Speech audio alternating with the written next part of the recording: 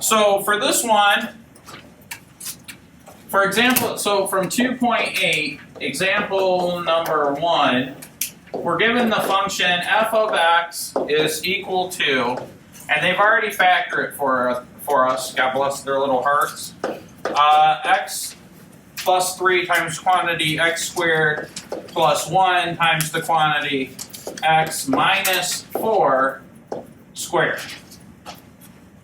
And it says determine the real values of x to be 0 and to be positive and to be negative. So we're trying to figure out what this thing's going to be. First of all, what degree polynomial is this? Can anybody tell me just by looking at what we have on the board? Well, we have 1x here, 2 here, and then this is squared, so it's 2, 2, 2. So this should be a 5th degree polynomial, which means we could have how many possible real numbers? We could have up to 5 real zeros, right? We could have imaginary or complex.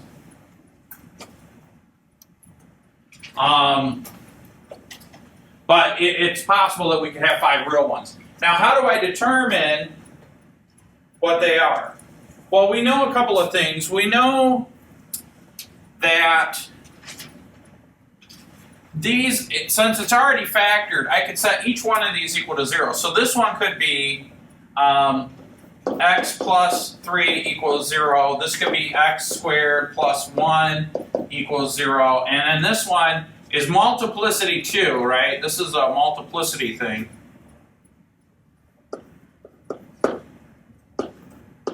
So I could say x minus 4 equals 0.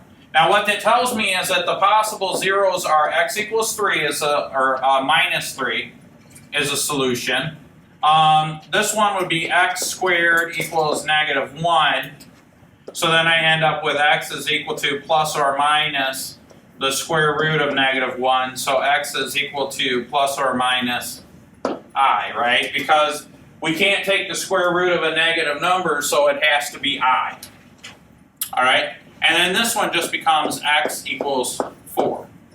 But this one is listed twice. Multiplicity 2.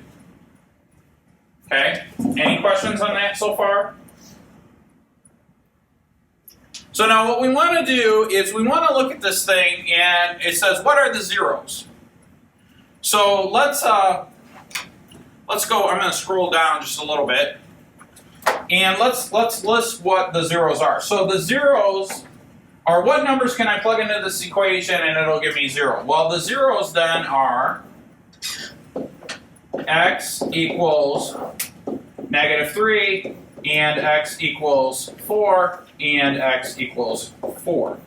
So I've got 3 real zeros. Those are 3 real solutions. When I say real, what I mean is we can plug a number in. Now I have 2 complex solutions, and those we'll do a different color with that. So for my complex solutions, I have 2 of those. And I've got x is equal to positive I and x is equal to negative I. And remember, I is just a way that we can write down the square root of negative 1. But that's not really a number. Okay? That's why we call it a complex. So one last thing I should probably mention is that these are real numbers. Okay? And so now what we want to do is we want to determine what makes this function positive or negative. And so let me kind of show you guys what that means. If I change the background here,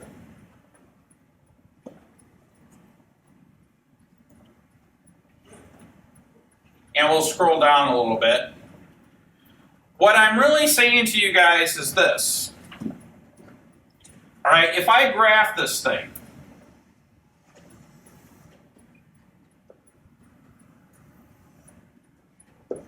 and we could verify this on a graphing calculator if you want to.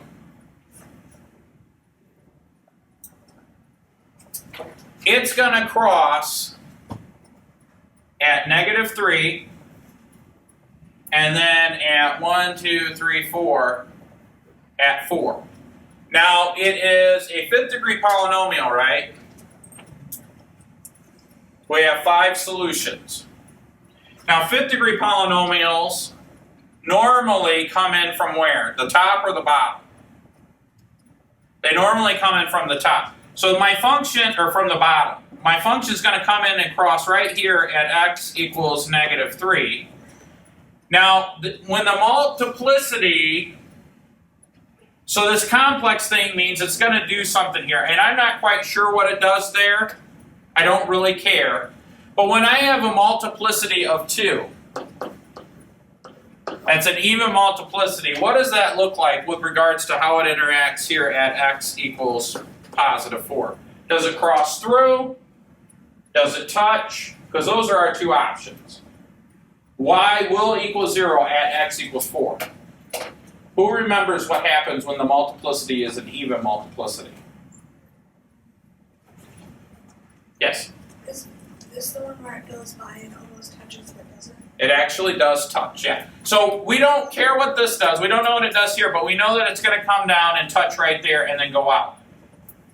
Okay?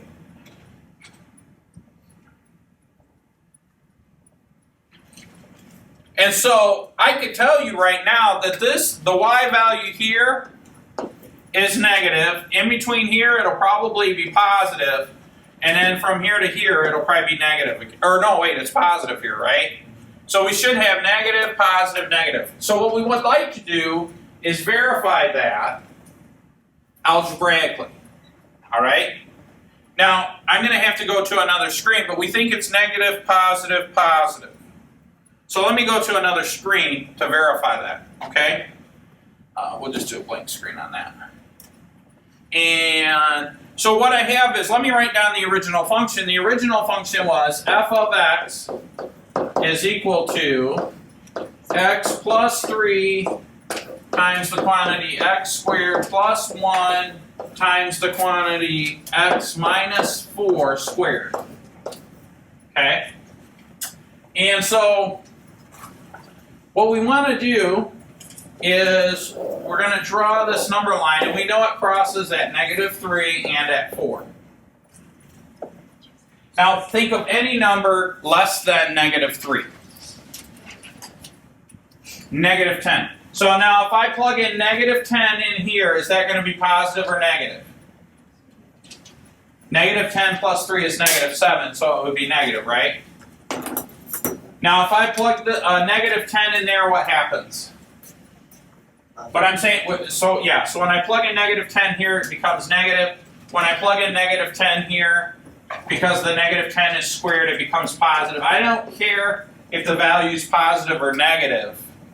I don't care what the number is.